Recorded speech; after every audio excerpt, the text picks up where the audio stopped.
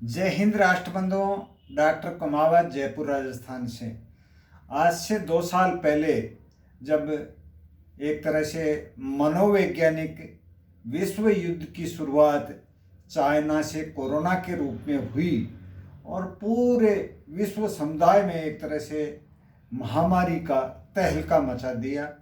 और चाइना की क्या सोच थी, चाइना की सोच के अकॉर्डिंग ये पूरे विश्व समुदाय में एक तरह से फैल गया। और अपने देश की अगर बात की जाए तो अपने देश में फैला तो सही, लेकिन अपनी सरकार, अपने देश के प्रधानमंत्री और देशवासियों में जो अपने पूर्वजों के द्वारा एक तरह से आध्यात्मिक चेतना थी, आयुर्वेद का उपयोग था, होम्योपैथिक का उपयोग था, इस तरह से जिस उद्देश्य से चाइना ने इसकी शुरुआत की थी वो उद्देश्य अपने भारत में नहीं दिखा। अपने आज भी मैं चाइना की न्यूज़ देख रहा था तो वहाँ एक बहुत ही भयंकर महामारी के रूप में ये कोरोना ने तांडव मचा रखा है। जिस देश ने इसकी शुरुआत की उसी को ये खा रहा है। और वहाँ के जो नेता हैं, जो राष्ट्रपति हैं, उन्होंने कहा है कि जो मर रहा है उसको मरने दो।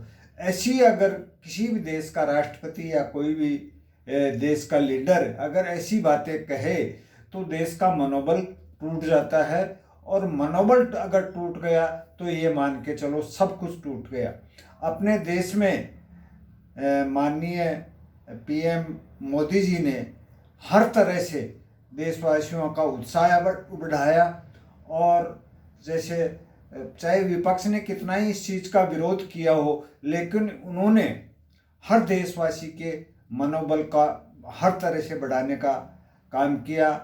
कोरोना की जो वैक्सीन है, वैक्सीन निर्माण में भी यहाँ के जो वैज्ञानिक थे, जो एक तरह से पूरे मनोबल के साथ में जुटे और पूरे विश्व समुदाय में वैक्सीन जो भारत में बनी उसका डंका पुजाया। उसी का परिणाम रहा कि कुछ लोग वैक्सीन से बचे, कुछ आध्यात्मिकता से बचे, कुछ आयुर्वेद की जो औषधियाँ थी उनको लेकर के बचे, कुछ होम्योपैथिक से बचे। बाकी लोगों का जो मनोबल था, आज अपने देश की ये पोजीशन है कि हर आदमी के, किसी के भी कोरोना का नाम मात्र का भी भय नहीं है। और पूरी तरह से खुले वातावरण में जैसे कोरोना था ही नहीं, उस पोजीशन में आज अपना देश आगे बढ़ रहा है। और जबकि जिस देश में जिसने एक कूटनीति के रूप में इसका की शुरुआत की, जहाँ से चाइना से ये कोरोना शुरू हुआ, उसी देश को वो खा रहा है। तो मनोबल बहुत ही महत्वपूर्ण है। और मनोबल अगर किसी भी देश का या किसी भी आदमी का अगर टूटता है तो उसका सब कुछ टूट जाता है। चाइना में एक तरह से भयंकर महामारी के रूप में फैलने का यही कारण है कि वहाँ के लोगों का मनोबल टूट चुका है और पूरी तरह से चाइना को ये तबाह करके छोड़ेगा। उसकी नीति भी गलत थी और उस नीति का परिणाम है कि वहाँ चाइना में एक तरह से तबाही मच रही है।